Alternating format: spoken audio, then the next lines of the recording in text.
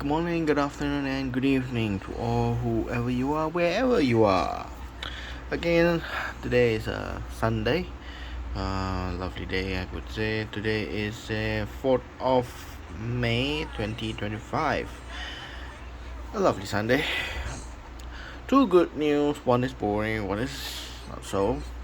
First, congrats to Australia who voted the once again the Labour Party for more stable political arena in Australia.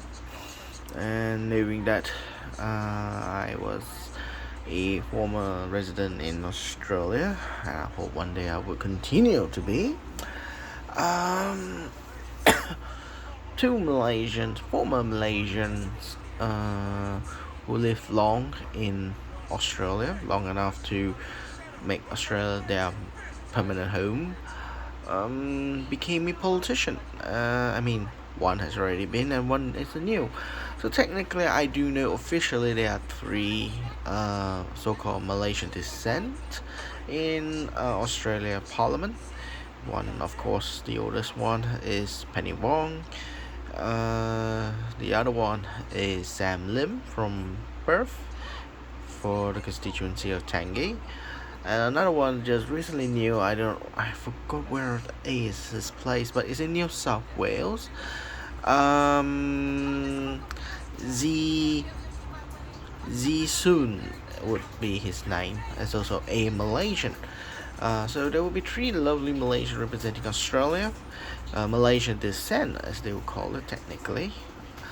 So congratulations to them, and also congratulations to the party that I kind of agree that should be in government, is the Labour Party. It's a soul searching period for the Liberal and National Party, and the Liberal Party itself, and also the National Party itself. Three parties really do need to sit down, bog down, diagnose their failures, and to reconnect and retouch their citizens. Hopefully, they can rejuvenate their party very well for the next coming 3 years. So it's a great soul searching. In the meantime, being a check and balance in Parliament is the paramount job they are representing for the next coming 3 years as a opposition. Looking for a new opposition leader, of course. Sadly, the contestant Peter Dutton, supposed to be the de facto opposition leader, was a former opposition leader who lost his seat, so he can't enter the parliament. Technically, by moral and a natural move in the society, he has to resign from politics. He has to resign from the position as the leader of the party, the Liberal Party, and they need the political party needs to sit down and to discuss what is the future of the Liberal Party's leadership and its direction. So we are. The other election was held on yesterday, same day, like in Australia, a little bit more boring and more predictable is the Republic of Singapore. As usual, due to its majority, a super majority as always for the past since its independence, a weak opposition party because the people are quite content to what the party is doing currently. There are no strong opposition, I would say. The people were quite docile in its election selection.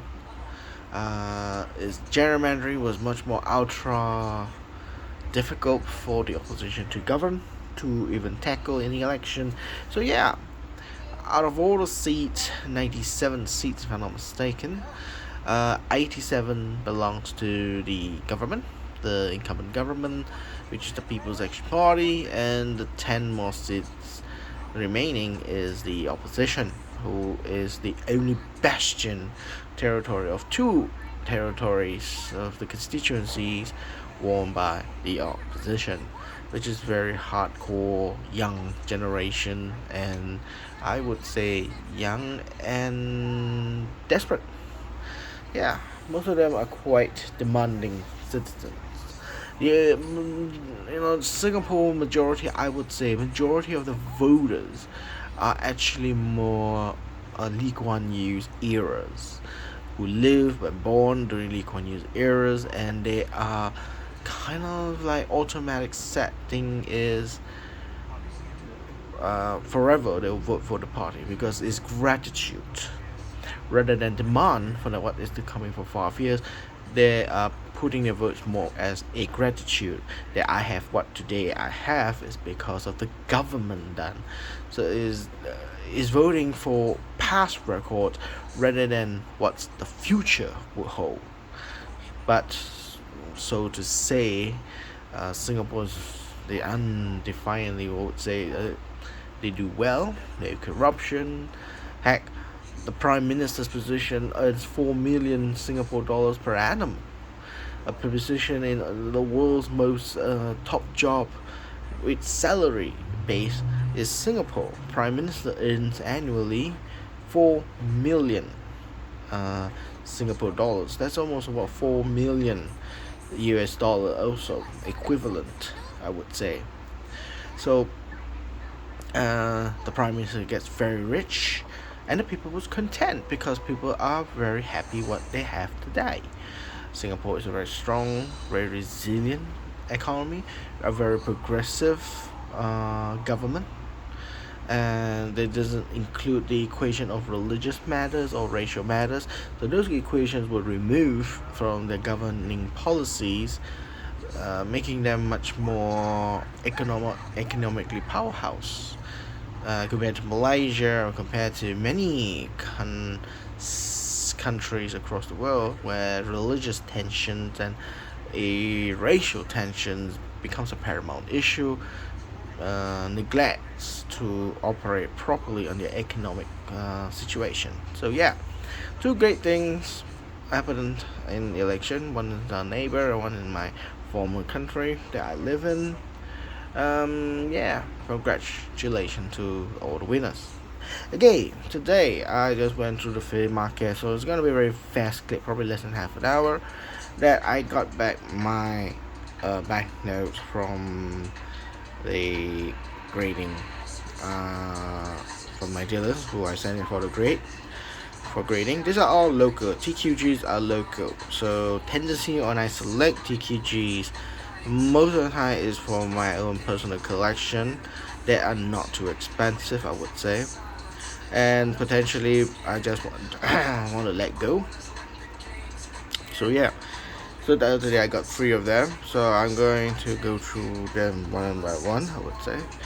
Now look, comparison to the before sending them to grade and after grading, I think the grading position is quite alright, if you ask me.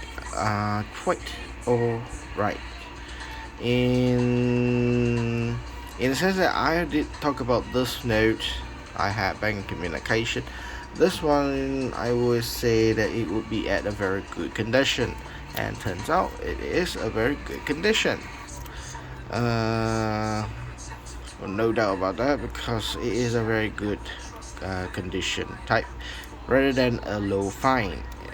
TQG may be very strict, but I think this time they have graded much more fairer level, and based on what I predicted, and it came out in the position that I wanted, which is 10 out of 70, a very good condition, because there's a lot of fault lines, there's a lot of holes in the middle, which is a very tear and wear, I would say. So yeah, now this one, another very good condition itself. The price is about 550 USD, so roughly the price is around 2,500, I would say 2,400 or 300 ringgit. This for its current condition, very good. For fine, over fine, they're much higher. They're hovering around 6,000 US dollars kind of price range. So yeah, this one is 550 US dollars. So yeah, one of my rare collection piece for the Bank of Communication. Next one would be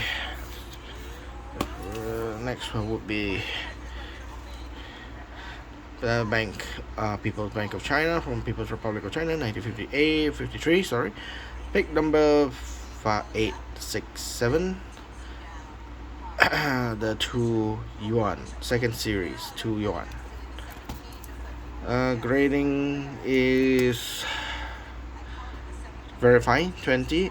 Again, hits the spot that I think it is right, fully in position, 20 to 25. At high is 25, probably PMG might go to 25, but yeah, TQG at 20 I think is reasonable. I don't say it's undervalued or under condition. It is really bang on, I would say. And yeah, the watermark is star and flower pattern. Again, I said in the last video about the errors of the 5 yuan. PMG has graded. Now in PMG they will call it stars and wings, but to TQG is star and flower pattern. So regardless whether it is flower pattern, in China they call it seagull and star and seagull. It really depends where who are the graders, and they will name it differently in this because nobody identified it properly. So yeah, 2 yuan. Now this one has a specific annotation in the back compared to this one. This one is clear, clean, and no annotation, so which is considered as a good note. But once there's something like annotation, sometimes people tend to not like it. This annotation is quite simple because there's somebody written on the banknote, like here 25, somebody written 25. There's stain here. Yeah, 25. Then there's stain here. Here's stain. So yeah, that's the kind of the major part is the annotation. So this is the type of annotation. Note condition 20, very fine. Now I did have a better note. I got this one on a better note position, which I've already cataloged into my folder. I took this one out and I put a new one. So I've already upgraded this note, but I didn't grade that one because that one could be I would say is around 45. But in the last video that I presented my record, you will see there's one that is a very good condition, that is very not very fine, extremely fine condition. Color is pristinely bright, the paper is in bright blue color, everything is sharp, no fault. Probably there's one fold in the center, quite light, but nevertheless there's a fold there, so it's not about uncirculated or uncirculated condition, but it is extremely fine condition, so it's an upgrade. So this one I actually graded it because China's banknotes tendency, they have more value, so I don't want to have any argument, especially coming from buyers like vultures, like the Chinese tourists who come here and objectively trying to get their own banknotes. If it's raw, their tendency will actually lowball you to the lowest point. It sounds great when they announce the price in Malaysia currency, how much it costs, but when you go to China, it's obscene. It's a really obscene. Like a note that I actually recently saw, almost similar condition, but two different sellers. One is a local Malaysian dealer, another one is from actually China. They're from based on how he speaks, it sounds very Chinese. Another kind of Chinese dealer that I actually met him first time 2 weeks ago, and last week. This week, I went to the local dealer, and the condition of the both notes that I've seen, different notes. Individually is a different note, but it's the same type of note, which is the 10 yuan, the Unity note, printed in 1960s. Now it's not the big black one. That one is totally out of the ballpark. So it's a normal one that is selling. The Chinese one is selling that note around 170 ring. Sorry, 180 ringgit. It's trying to sell 180, whereas a local dealer is selling at 70. The markup is almost double, an extra 100 ringgit. Both look similar condition, of course, different serial number. It's not the same note, but same type of note. Totally different price. The Chinese mainlanders selling at 170. The local one is the local Malaysian dealer is selling at 70. Because most of the time we tend to see look the price at a dollar, American value, like from the catalog book. Well, China is more competitive. They look more into auction. They look to how much the demand in the market. So they're totally different way of marketing and pricing. Looking at China, the Chinese people dealers, they would charge 170, and then the local ones here, the dealer charge 70, 100 ringgit different, I would say. So that is the reason after that kind of calamities that I knew it would happen, I decided to encapsulate a note once and for all. At least it's a local one, so it's cheap, and to sell it. So yeah, I am actually planning to sell this note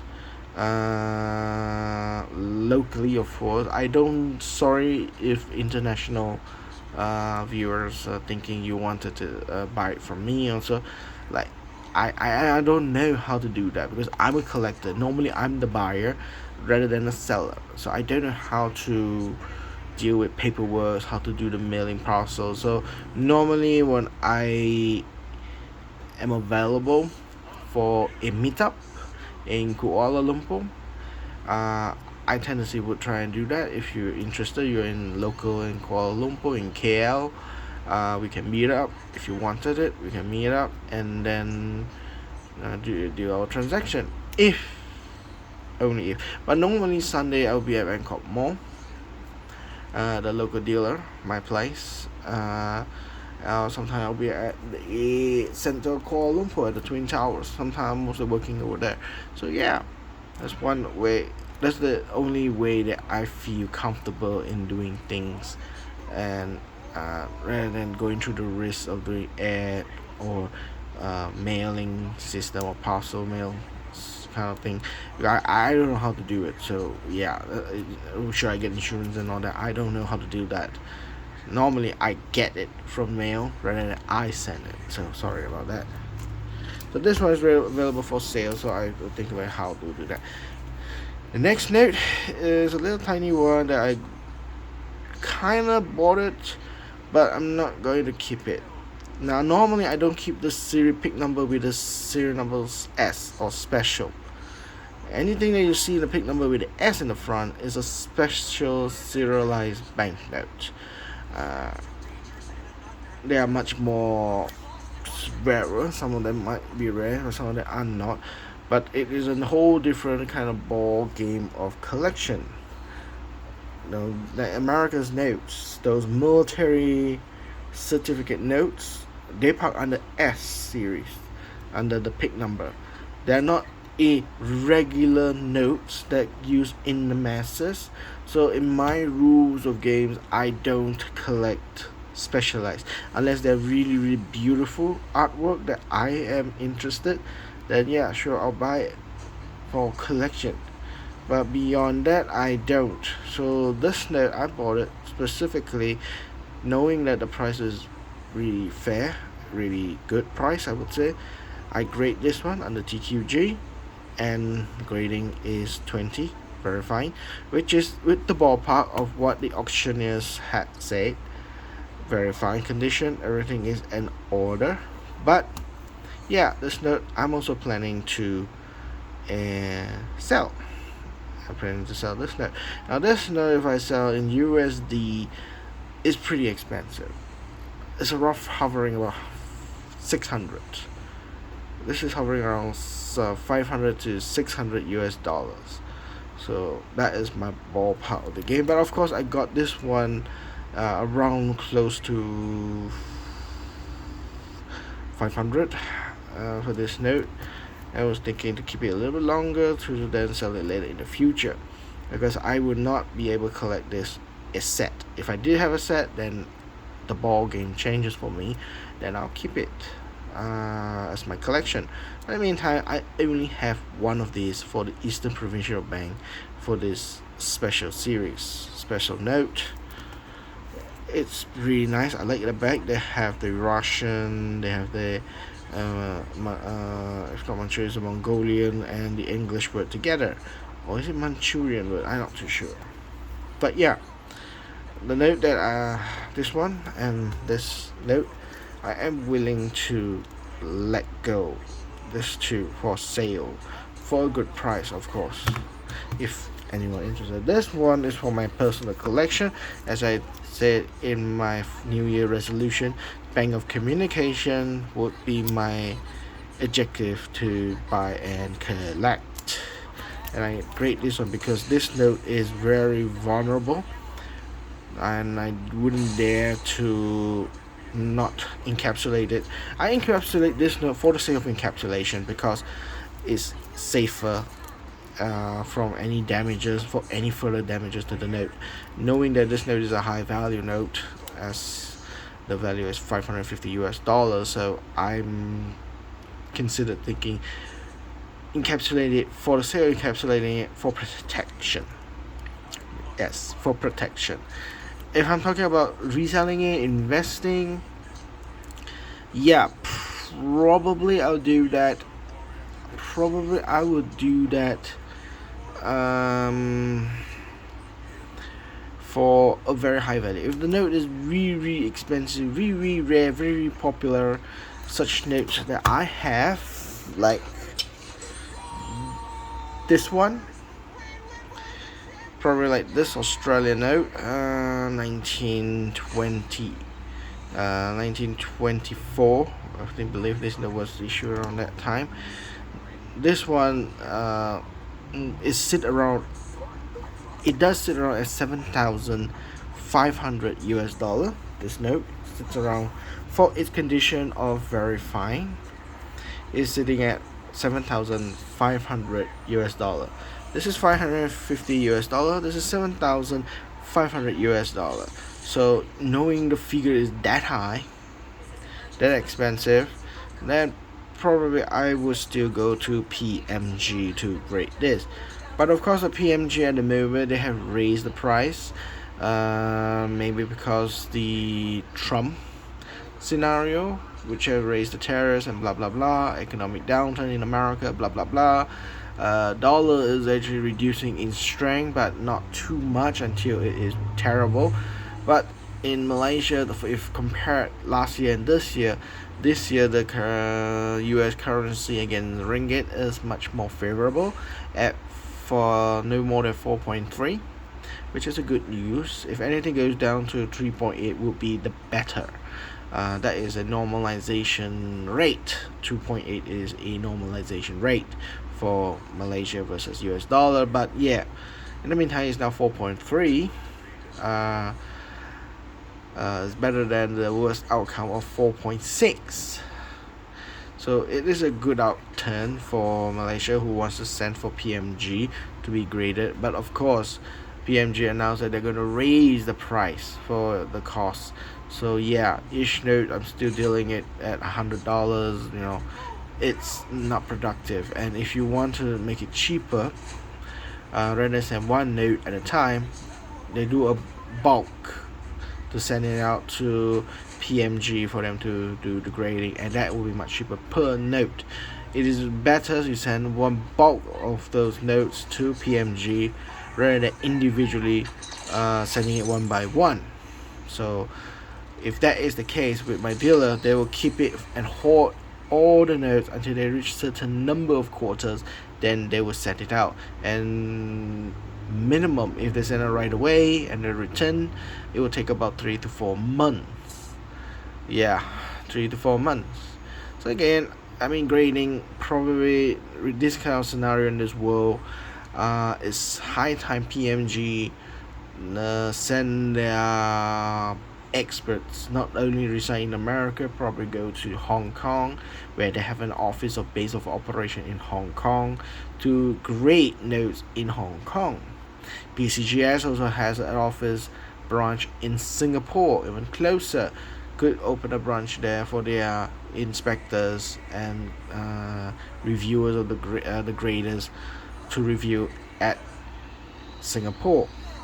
If you can do that, I think the business will be much more proliferate. It will grow, and people will be more comfortable sending it and still receiving the same quality. So yeah, that is one. My suggestion to do their business in the closer to Asia, because a lot of nodes are coming from Asia to PMG and PCGS. I would say the total nodes quantity, number one highest number of graded nodes is still China nodes. Number two, United States. Number three is a wonky is Malaysia. I was very surprised that Malaysian nodes, Malaya and British North Borneo nodes, is the third highest number. 500 over 1,000 nodes were already sent to PMG to be graded. So yeah, Malaysia is a very small country, but yet we send a lot of notes to them for them to grade. Malaysian notes, not notes from Malaysia, Malaysian notes. But the highest one, 5 million over, is China. China has the largest amount of notes has been graded by PMG.